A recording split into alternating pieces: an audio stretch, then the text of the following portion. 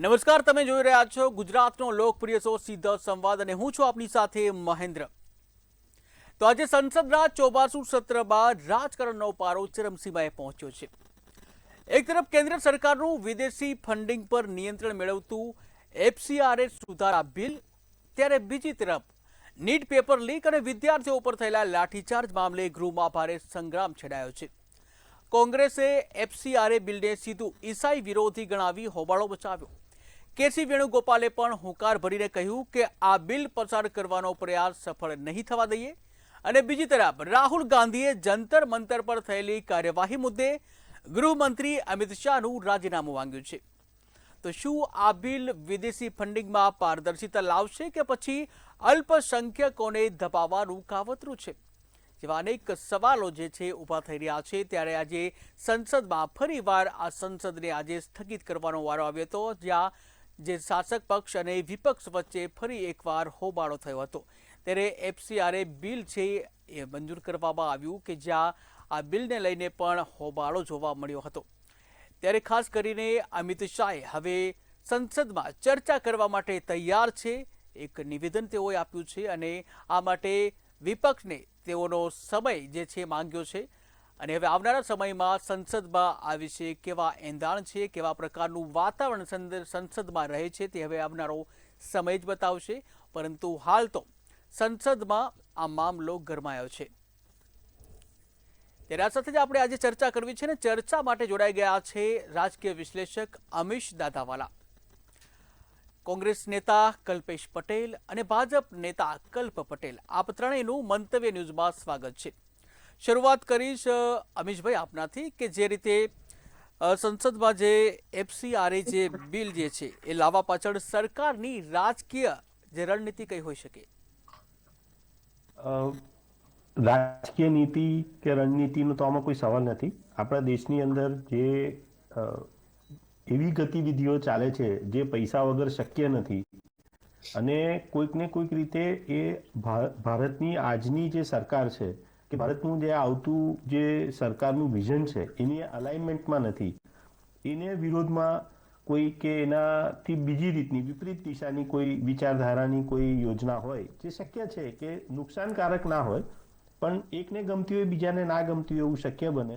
અને એને માટે જ્યારે પૈસાની ખેંચ ઊભી થાય કે પૈસા વગર એ કામ શક્ય ના બનતું હોય, ફોર એક્ઝામ્પલ એક ભંડારો કરવાનો છે, જમણવાર કરવાનો છે અને લાખ લોકોને બોલાવવાના છે, તો એ લાખ લોકોને જમાડવા માટે પૈસા જોઈશે.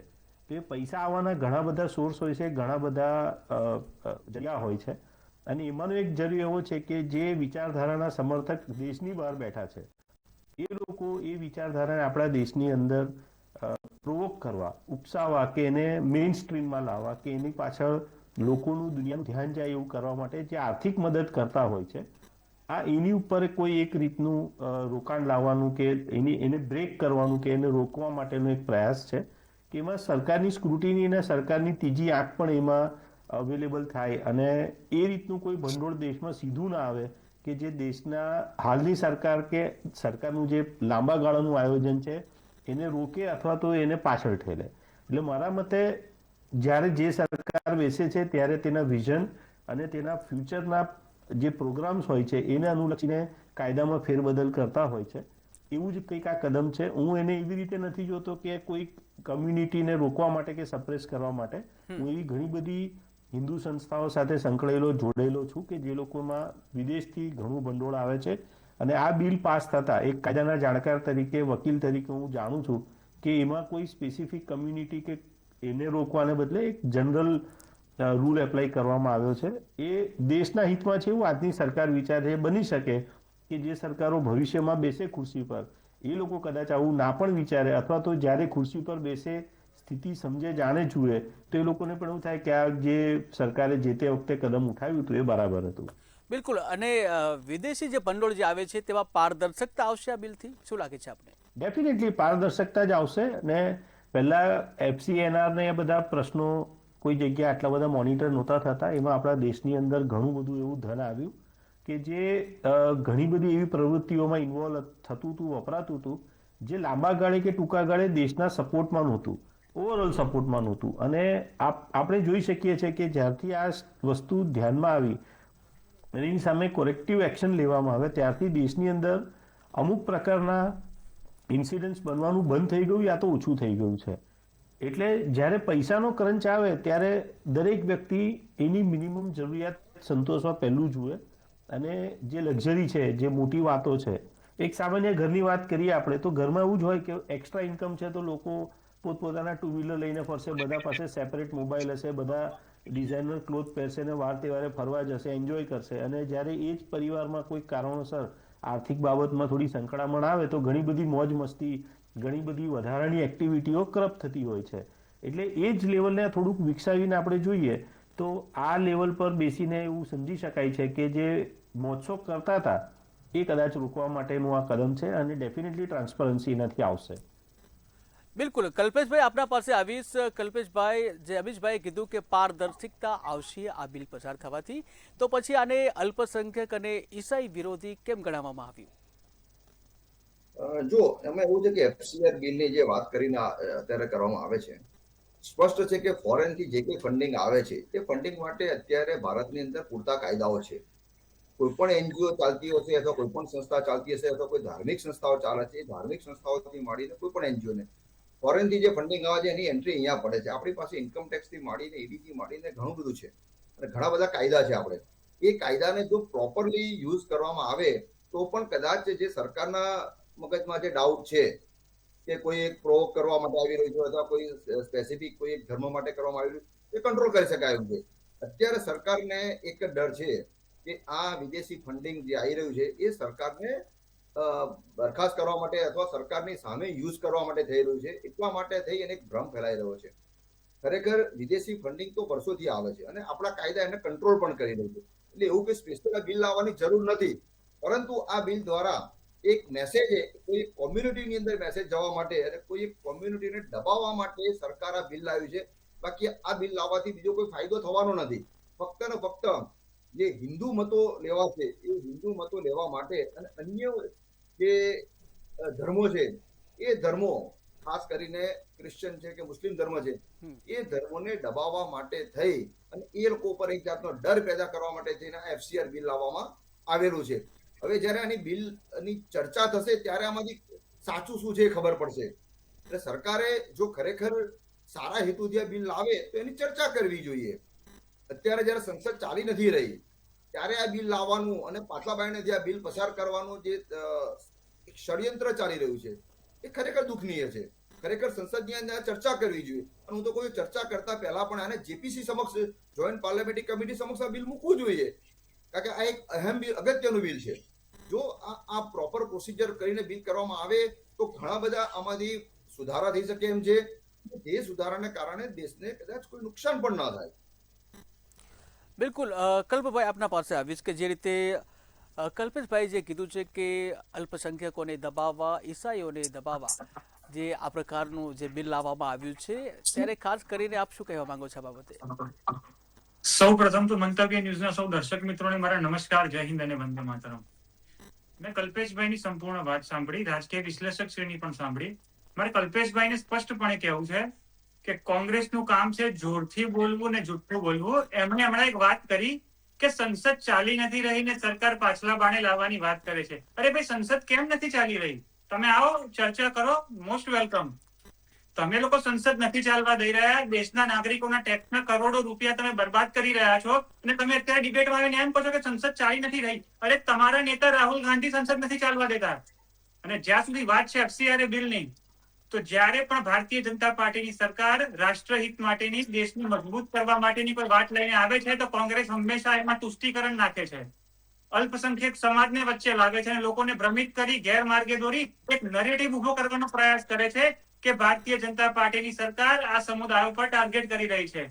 પણ હું સ્પષ્ટપણે કહેવા માંગુ છું કે ભારતીય જનતા પાર્ટીની સરકાર નરેન્દ્રભાઈ મોદીના નેતૃત્વમાં આ દેશને મજબૂત કરવા માટે, મૂળભૂત ઢાંચાને વધારે મજબૂત બનાવવા માટે જે કંઈ પણ આવશ્યકતા હશે, એફસીઆર બિલ જે છે એ પારદર્શિતા વધારવા માટેનું બિલ છે.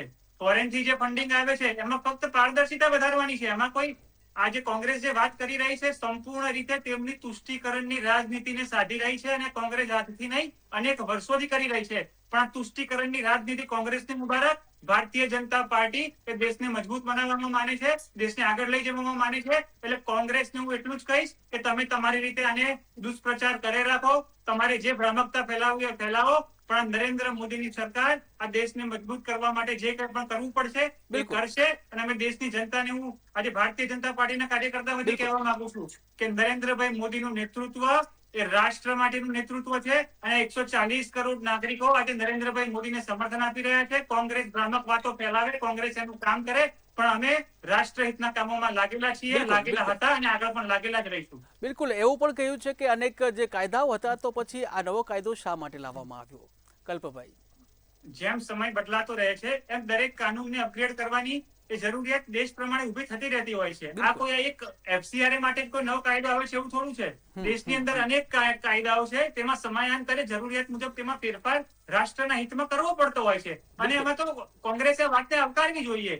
કોંગ્રેસને ફોરેનમાંથી આવતું ફંડિંગ એમાં પારદર્શિતા વધે, એમાં કોંગ્રેસના પેટમાં શું દુખે છે, કોંગ્રેસને શું તકલીફ પડે છે, કોંગ્રેસ સ્પષ્ટપણે જણાવે કે અમને ફોરેનમાંથી આવતા ફંડિંગની વાતમાં પારદર્શિતા વધે તો અમને આ તકલીફ છે, એવું કોંગ્રેસ સ્પષ્ટપણે જણાવે કે કોંગ્રેસને તકલીફ શું છે. બિલકુલ. અમીશભાઈ આપના પાસે આવીશ. અમીશભાઈ, આ વખતે જે ચોમાસુ સત્ર છે, પારદર્શિતા લાવો પછી બીજા બધામાં લાવો. બિલકુલ બિલકુલ આપના પાસે. અમીશભાઈ, જે રીતે 12 દિવસ છે સંસદ જે સ્થગિત કરવામાં આવી, ત્યારે જે કહેવામાં આવ્યું છે કે 2.5 લાખનો ખર્ચ અંદાજ જે છે પ્રતિ મિનિટનો વાત કર્યો છે, અને અત્યાર સુધીમાં જે કહી શકાય 12 દિવસમાં 108 કરોડનું નુકસાન થયું છે. અમીશભાઈ.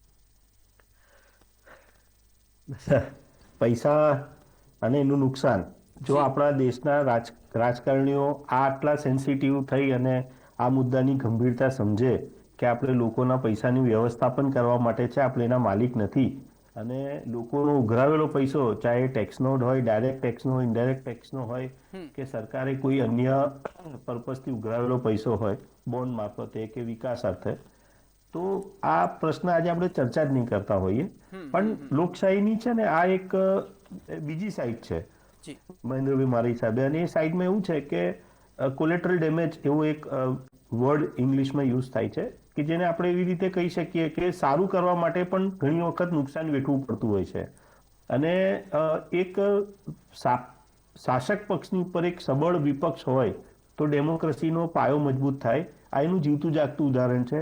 હું થોડોક ડિફર એ બાબતથી થઉં છું કે 108 કરોડ રૂપિયાનો ભલે ખર્ચ થયો, પણ દેશની અંદર આજે હું પહેલી વખત એવું જોઈ રહ્યો છું, જેમ કે સંસદની બહાર આજે અમિત શાહ સાહેબ અને રાહુલ ગાંધીની વચ્ચે જે ડિબેટ થઈ ઇન્ડિવિજ્યુઅલી સેપરેટ, તો એમાં મેં પહેલી વખત રાહુલ ગાંધીને બહુ સ્ટ્રોંગલી ઓપોઝ કરતા જોયા, અને એમના અવાજમાં એક કોન્ફિડન્સ, એક આત્મવિશ્વાસ જોયો કે એ પહેલી વખત એક ઓપોઝિશન લીડર તરીકે છેલ્લા 12 વર્ષમાં આટલા સ્ટ્રોંગલી સરકારની સામે આવી શક્યા. અને કદાચ પહેલી વખત મેં ભાજપની ઓવરઓલ વિચારધારા, હું ફક્ત અમિત શાહ સાહેબની વાત નથી કરતો એટલા માટે, કારણ કે ભાજપ એક કલેક્ટિવ પાર્ટી છે, પોતાના બધા જ નેતાઓનું એક મિક્સ વિઝન અને વિચાર લઈને કામ કરતી પાર્ટી છે. એટલે અમિત શાહ સાહેબે જે કંઈ બી સ્ટેટમેન્ટ આપ્યું, એ સ્ટેટમેન્ટની અંદર જે ભાજપની સ્ટ્રોંગનેસ છે, ભાજપની જે તાકાત છે, કે ભાજપ જે રીતે એગ્રેસિવલી પોતાની જાતને રિપ્રેઝેન્ટ કરતું હોય છે, એ આજે મને પહેલી વખત લેક દેખાઈ.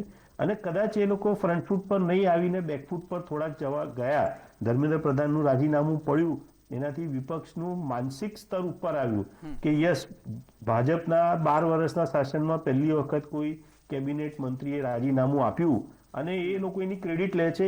એ લોકશાહીનો એક જાતનો લોકશાહીનો તહેવાર પર્વ છે કે ભાઈ અમારા કરવાથી કે અમારા એક્શન્સથી આવું કંઈક થયું. અને એ મોમેન્ટમ જે છે, એ મોમેન્ટમને ચાલુ રાખવા માટે કોંગ્રેસ પ્રયાસ કરી રહી છે. 12 વર્ષે પહેલી વખત બાવો બોલ્યો એવી રીતે 12 વર્ષે પહેલી વખત કોંગ્રેસના હાથમાં એવો કોઈક મુદ્દો આવ્યો છે કે જે મુદ્દાને લઈને ભાજપને ઘેરી શકે એમ છે.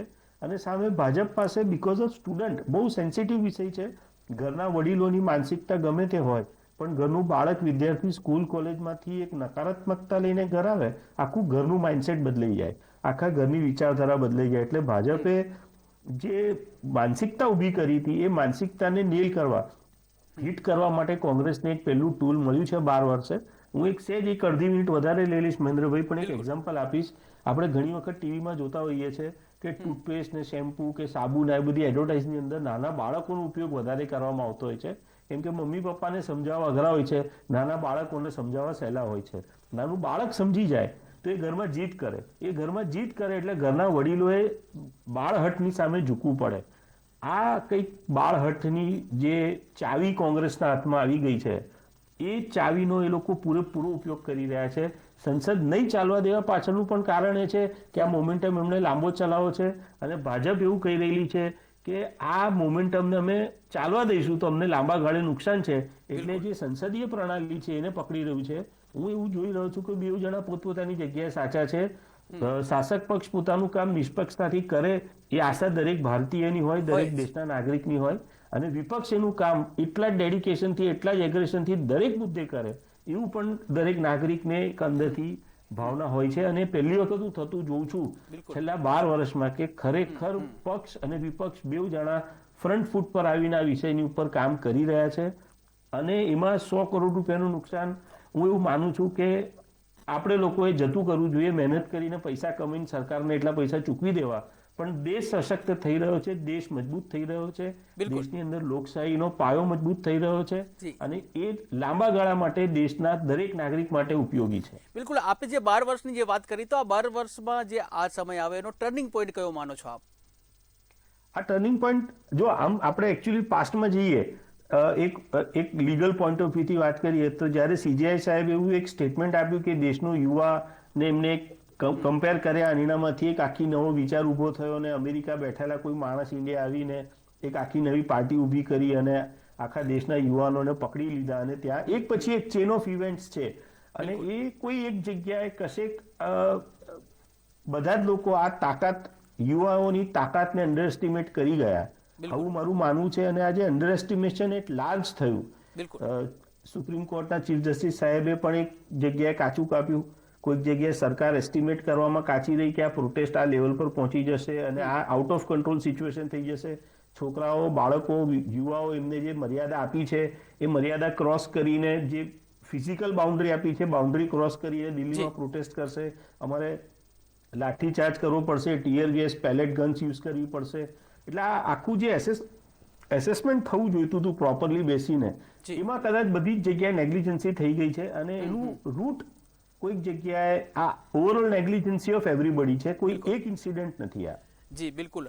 કલ્પભાઈ, આપના પાસે આવીશ કે જે રીતે વિદ્યાર્થીઓ જંતર મંતર પર વિદ્યાર્થીઓનું જે પ્રદર્શન થયું અને ત્યારબાદ જે શિક્ષણ મંત્રીએ રાજીનામું આપ્યું અને ત્યારબાદ જે મામલો છે એ વધુ ગરમાયો હતો, ત્યારે આ જે વિદ્યાર્થીનું જે આંદોલન થયું અને આ વખતેનું જે ચોમાસું સત્ર છે, ગૃહમંત્રી અમિત શાહની સતત ગેરહાજરી જોવા મળી હતી અને હવે કહે છે કે ચર્ચા કરવા માટે તૈયાર છે, વિપક્ષ સમય આપે. હું આપને ચોક્કસથી કહીશ કે જ્યારથી ચોમાસું સત્ર શરૂ થયું છે, આદરણીય શ્રી અમિતભાઈ શાહ સાહેબ એક સત્રના પ્રત્યેક દિવસે સંસદમાં આવે છે, એમની ચેમ્બરમાં બેસે છે. જ્યારે કોંગ્રેસ એક સમય એવી માંગણી કરતી હતી કે અમારે અમિત શાહનો જવાબ જોઈએ છે, અમિત શાહ ચર્ચા કરવા માટે આવે. હવે અમિત શાહ સાહેબે જયારે કીધું છે કે હું ચર્ચા કરવા માટે આવી રહ્યો છું, તો રાહુલ ગાંધી ચર્ચાથી કેમ ભાગી રહ્યા છે? આમને મૂળ મુદ્દો કોંગ્રેસનો એ છે, એમને ચર્ચામાં કોઈ જ રસ નથી. કોઈના કોઈ મુદ્દે ભ્રામકતા ફેલાવવાની, અરાજકતા ફેલાવવાની, બેબુનિયાદ નિવેદનો આપવાના. અને જ્યારે સંસદ એ કઈ જગ્યા છે? સંસદ એ દેશનું સર્વોચ્ચ સ્થાન છે લોકશાહી માટેનું. તો દેશના મહત્વના મુદ્દા માટે જો કોઈ સ્થાન હોય કે જ્યાં ચર્ચા થવી જોઈએ તો સંસદ છે. આજે રાહુલ ગાંધી અને કોંગ્રેસ ચર્ચાથી કેમ ભાગી રહ્યા છે? આ દેશનો યુવાન, આ દેશનો નાગરિક, આ દેશનો વિદ્યાર્થી જોઈ રહ્યો છે કે રાહુલ ગાંધી ફક્ત અને ફક્ત મીડિયા PR માટે બે બુનિયાદ અને વાહિયાત વાતો કરી રહ્યા છે. જે મૂળ જગ્યા છે વાત કરવા માટેની, કે જ્યાં પોતાની વાત રજૂ કરો, દેશ સમક્ષ રાહુલ ગાંધી પોતાની વાત રજૂ કરે, આદરણીય અમિત શાહ સાહેબ તેનો જવાબ આપશે. રાહુલ ગાંધી એવું પણ કહે છે, રાહુલ ગાંધી એવું પણ કહે છે કે તેઓને બોલવા નથી દેવામાં આવતા. આદરણીય અમિત શાહ સાહેબ જ્યારે જવાબ આપશે ત્યારે કોંગ્રેસનો જવાબ સાંભળવો અઘરો પડવાનો છે. માટે કોંગ્રેસ પરંતુ રાહુલ ગાંધી કલ્પભાઈ, રાહુલ ગાંધી એવું કહે છે કે તેઓને બોલવા નથી દેવામાં આવતા સંસદમાં. માનતા હોય તો વિદ્યાર્થીઓની વાત લઈને સંસદમાં આવવું જોઈએ. આ સર્વોચ્ચ મંચ પર એક તંદુરસ્ત ચર્ચા થવી જોઈએ. આવી રીતે ચર્ચાથી ભાગવાથી અને ટેક્સ પેયર્સના રૂપિયાનો ધુમાડો કરવાથી, સંસદને ન ચાલવા દેવાથી આ દેશના યુવાન કે વિદ્યાર્થીનું ભલું નથી થવાનું. જો રાહુલ ગાંધી અને કોંગ્રેસ એમના દમ હોય તો આવતીકાલે, આજે આદરણીય અમિત શાહ સાહેબે લોકસભા સ્પીકરને પણ એમને પત્ર લખ્યો છે કે હું ચર્ચા માટે તૈયાર છું. તમે વિપક્ષ સાથે સમય માંગો. અને એ પરંતુ સમયે વિપક્ષ હું પરંતુ ચર્ચા વિપક્ષ કરવા કહે છે માટે તેઓને બોલવા નથી બધાની દેવામાં વાત આવતો. સાંભળી. કલ્પભાઈ જવાબ પણ કલ્પભાઈ આપો. કલ્પભાઈ રાહુલ ગાંધી કલ્પભાઈ સાહેબ કલ્પભાઈ વિપક્ષ એવું કહે છે, રાહુલ ગાંધી એવું કહે છે કે તેઓને સંસદમાં બોલવા નથી દેવામાં આવતું. આ વિશે શું કહેવું છે આપનું? શિક્ષિત છે, આ જે જેનઝી છે એ રાષ્ટ્રવાદી છે, આ દેશનો વિદ્યાર્થી કલ્પભાઈ, મારો અવાજ તમને રાજકારણ સંભળાતો હોય તો મેં તમને નથી. કંઈક પ્રશ્ન પૂછ્યો છે કે રાહુલ ગાંધી એવું કહે છે કે તેઓને સંસદમાં બોલવા નથી દેવામાં આવતું. આ વિશે આપનું શું કહેવું છે? બિલકુલ કલ્પેશભાઈ, આપના પાસે આવીશ કે જે રીતે કહ્યું કે તેઓ ચર્ચા માટે તૈયાર છે. ઘણો લાંબો સમય થઈ ગયો, મતલબ ચોમાસા જે 20 જુલાઈથી ચોમાસું સત્ર શરૂ થયું છે, ગૃહમંત્રી ચર્ચામાં ભાગ નથી લેતા. અને ત્યારબાદ જે કલ્પભાઈ એવું પણ કહ્યું કે રોજ આવે છે પરંતુ ચેમ્બરમાં હોય છે. તો પછી ચર્ચા એ થઈ કે પછી ચર્ચામાં ભાગ કેમ નથી લેતા? કલ્પેશભાઈ ચર્ચા માટે પહેલા દિવસથી તૈયાર છીએ એવું કેન્દ્ર સરકારે પ્રથમ દિવસથી કીધું સૌપ્રથમ છે. તો અમીશભાઈને હું અભિનંદન આપીશ કે ખૂબ સારું પ્રેક્ટિકલી એનાલિસિસ કર્યું છે. એક રાજકીય એનાલિસિસ કે એના તરીકે ખૂબ સારું પ્રેક્ટિકલ એનાલિસિસ કર્યું છે, હું આવકાર્ય કરું છું. હવે વાત રહી કલ્પભાઈની. અમિત શાહ સાહેબને 20 જુલાઈથી સંસદનું સત્ર ચાલુ થઈ ગયું. આજે 12 તારીખ થઈ. આટલા દિવસ સુધી સંસદની અંદર, સંસદ ભવનની અંદર આવતા કોણે રોક્યા? બીજી વસ્તુ કે અમારે એવું તો છે નહીં કે પરમ પૂજ્ય ધર્મધર અમિત શાહ 1008 આરતી સાથે એમને સ્વાગત કરવા જવું પડે તો સાહેબ તમે સંસદની અંદર પધારો, બેન્ડ વાજા લઈને અમારે જવું પડે? અરે ભાઈ, તમે સંસદમાં આવો છો તો અંદર ભવનમાં આવીને બેસો ને. તમે આવીને બેસો તો ચર્ચા થશે ને. તમે આવશો જ ની અંદર, તમારી ચેમ્બરમાં બેસીને તો ચર્ચા કેની થવાની હતી? એટલી બધી હિંમત હોય. હવે અમારો એક જ પ્રશ્ન છે કે દિલ્હીની અંદર જંતર મંતર ઉપર પેલેટ ગન ચલાવવાનો આદેશ કોણે આપ્યો? આટલું એક 2 વાક્યનું સ્ટેટમેન્ટ અમિત શાહને કરી જાય ને. ચર્ચા કરવાની સાથે એટલું કે ભાઈ પેલેટ ગનનો આદેશ કોણે આપ્યો? જો પેલેટ ગનનો આદેશ એમણે આપ્યો છે તો એના માટે એકાઉન્ટેબલ છે, જવાબદાર છે. જો એમણે આદેશ નથી આપ્યો તો ઇનકોમ્પિટન્ટ છે, તો એમણે રાજીનામું આપી જવું છે. બહુ દૂધનું પાણી ક્લિયર છે, સ્પષ્ટ. બધા આખો દેશ પણ જાણે છે કે પેલેટ ગનનો ઓર્ડર અને બિહારમાં AK-47 ચલાવવાનો આદેશ કોણે આપ્યો છે. ગુજરાતની અંદર ભૂતકાળની અંદર પાટીદાર આંદોલન વખતે પણ આપને ખબર છે કે 25 તારીખે 25 ઓગસ્ટે સાંજે જે લાઠીચાર્જનો આદેશ કોણે આપ્યો છે એ પણ બધા જાણે છે. ફક્ત રાહુલ ગાંધી એટલું જ કહે છે કે તમે સંસદની અંદર આવીને કહો. જો સંસદની અંદર, ભવનની અંદર આવીને એક શબ્દ બોલવા માટે પણ જો એમને ડર લાગતો હોય ને તો આ ડર સાચો છે. રાહુલ ગાંધી કહે છે કે હંમેશા ડરની આગળ જીત છે. આ ડર સાચો છે. અને આ જેન રાવ તો જેન આલ્ફા. હું તમને એક વધારે કહું કે હવે તો સ્કૂલના છોકરાઓ પણ એમના પ્રશ્નો માટે વાલીઓને નથી કહેતા કે જાતે કલેક્ટર કચેરી જાય છે. હમણાં જે કિસ્સો આવ્યો છે કે સ્કૂલના છોકરાઓને પંખો નતો, બહુ રજૂઆત કરી પ્રિન્સિપાલને, ના માની તો જાતે સ્કૂલના છોકરાઓ કલેક્ટર ઓફિસે પહોંચ્યા. કલેક્ટર તાત્કાલિક આવીને આખી સ્કૂલમાં પંખા નખાઈ દીધા. એટલે આ જેનજી અને જેન આલ્ફાનું કલ્ચર છે. અને જેનજી જેન આલ્ફા સામે તમારે સ્પષ્ટપણે કહેવું પડશે કે પેલેટ ગન ચલાવવાનો ઓર્ડર કોણે આપ્યો? કારણ કે પેલેટ ગન એ રિસ્ટ્રિક્ટેડ હતું. અને એટલા માટે અમિત શાહ ખુદ આવે છે, આવીને બેસીને એમનું પ્રવચન ચાલુ કરે. બિલકુલ. અને કલ્પેશભાઈ, જી આવું તો છે ને. બિલકુલ જી કલ્પેશભાઈ, જે ગૃહમંત્રીએ એવું કીધું છે કે હવે સમય તમે આપો, તમે દિવસ જે નક્કી કરો ને તે પ્રમાણે આપણે ચર્ચા કરીશું. પરંતુ તેઓ એક શરત મૂકી છે કે વિપક્ષ સંસદ ચાલવા દે. તો શું હવે ગૃહમંત્રી ચર્ચા કરવા આવશે ત્યારે શું સંસદ ચાલવા દેવામાં આવશે? એક જ મુદ્દે જવાબ આપવાનો. એ સંસદમાં આવીને પોતાનું તો વક્તવ્ય ચાલુ કરે. સંસદમાં આવીને બેસે તો ખરા. સંસદમાં આવીને અંદર ભવનની અંદર આવીને બેસવાની હિંમત નથી રહી અત્યારે એમની પાસે. આટલો બધો ડરપક માણસ આવી ગયા છે અત્યારે ગૃહમંત્રી તરીકે, જે પોતાને એક સમય એમ કહેતા કે સરદાર પટેલ ગણાવતા હતા. આ તો ડરપક ગૃહમંત્રી નીકળ્યા. પરંતુ ચેમ્બરમાં તો રોજ આવતા હતા. ચેમ્બરમાં આવવાથી કશું ના થાય. હું મારી ચેમ્બરમાં બેસી રહું, હું કોર્ટમાં વકીલાત કરવા ના જવું, બંનેમાં ડિફરન્સ છે. સમજો કોર્ટ રૂમમાં જવું, મારી ચેમ્બરમાં કોર્ટમાં બેસી રહું, કોર્ટ રૂમની અંદર ના જવું, એનો કોઈ મતલબ નથી. તો હું વકીલ ના કહેવો. બિલકુલ. કલ્પભાઈ પાસે જવાબ આપણે માંગીશું કે શા માટે ચેમ્બરમાં, શા માટે ચર્ચામાં ભાગ નથી લીધો? કેન્દ્ર સરકારે પ્રથમ દિવસથી કીધું છે કે અમે તમામ મુદ્દે ચર્ચા માટે તૈયાર છે. એટલે કોંગ્રેસના નેતાને સંસદમાં ચર્ચા કેવી રીતે થાય, એના નિયમો શું હોય એ અમને કોઈ ખ્યાલ નથી અને બેફામ રીતે નિવેદનબાજી કરી રહ્યા છે. સંસદમાં ચર્ચા કરવા માટે એ વિષય પહેલા મૂકવો પડે, એનો સમય નિશ્ચિત થાય અને પછી એ બાબત પર ચર્ચા થાય છે. અને અમે તો કહી રહ્યા છીએ કે અમે ચર્ચા માટે તૈયાર છીએ. તો અમે લોકસભા સ્પીકરને પત્ર આપો ને કે આવતીકાલે અમિત શાહ સાથે ચર્ચા કરવા માટે અમે તૈયાર છીએ. અમે પણ તૈયાર જ બેઠા છીએ. વાત નંબર 2, એમને કીધું જેનઝી. આદરણીય કોંગ્રેસ નેતા બહુ વખત બોલ્યા, પણ મારે એ કહેવું છે, શું ઝારખંડનો જેન્સી નથી?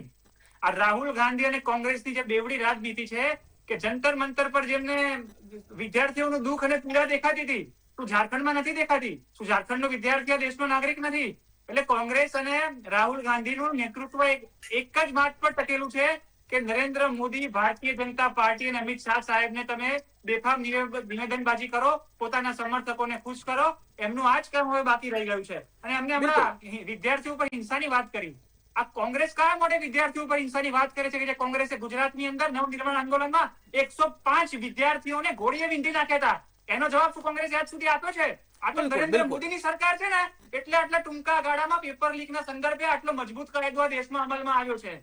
બાકી કોંગ્રેસની સરકાર આ દેશમાં ભૂતકાળમાં લોકોએ જોઈ છે. નવનિર્માણ આંદોલનમાં 105 વિદ્યાર્થીઓને સામે છાતીએ ગોળીબાર કરીને કોંગ્રેસે મોતને ઘાટ ઉતાર્યા છે. શું કોંગ્રેસ પાસેનો જવાબ છે? ફક્ત અને ફક્ત સુવિધાની રાજનીતિ કરવી, સિલેક્ટિવ પોલિટિક્સ કરવું. અને તમને શું લાગે છે દેશની જનતા તમારા પર વિશ્વાસ કરશે? અરે તમે અત્યારે હાસ્યાસ્પદ સ્થિતિમાં મુકાયા છો. બિલકુલ. તમારા માટે શરમજનક રીતે જોઈ રહી છે. ત્યાં કેવી પાર્ટી છે, કેવા વિપક્ષના નેતા છે, કલ્પભાઈ, સંસદ નથી ચાલવા દઈ રહ્યા. સમયનો અભાવ છે કલ્પભાઈ. જી બિલકુલ સમયનો અભાવ છે. જી અમીશભાઈ, કલ્પેશભાઈ અને કલ્પભાઈ, આપ ત્રણેય અમારી સાથે જોડાયા. આપ ત્રણેયનો આભાર. તો સંસદના હોબાળાથી એક વાત તો સ્પષ્ટ થાય છે કે FCRA બિલ હોય કે પછી નીટ પેપરનો મુદ્દો હોય, તમામ જે મુદ્દા છે તે ચર્ચાનો વિષય બન્યા છે. ત્યારે હવે એક બાજુ વિપક્ષ છે તે મજબૂતાઈથી પોતાની જવાબદારી નિભાવી રહ્યા છે, ત્યારે બીજી બાજુ સત્તા પક્ષ પણ પોતાની જવાબદારી નિભાવી રહ્યા છે. ત્યારે હવે આ બધા વચ્ચે હવે આવનારા સમયમાં સદન કેટલો સમય ચાલે છે અને શું ગૃહમંત્રી ચર્ચા કરશે અને વિપક્ષ ચર્ચા ચાલવા દેશે કે કેમ જેવા અનેક પ્રશ્નો થઈ રહ્યા છે. સમય બતાવશે આગળનો સમય કેવો હશે, પરંતુ હાલ તો અત્યારે સમયનો અભાવ છે. સીધા સંવાદમાં હાલ બસ આટલું જ. ફરી નવા ટોપિક સાથે મળીશું. મને રજા આપશો. નમસ્કાર.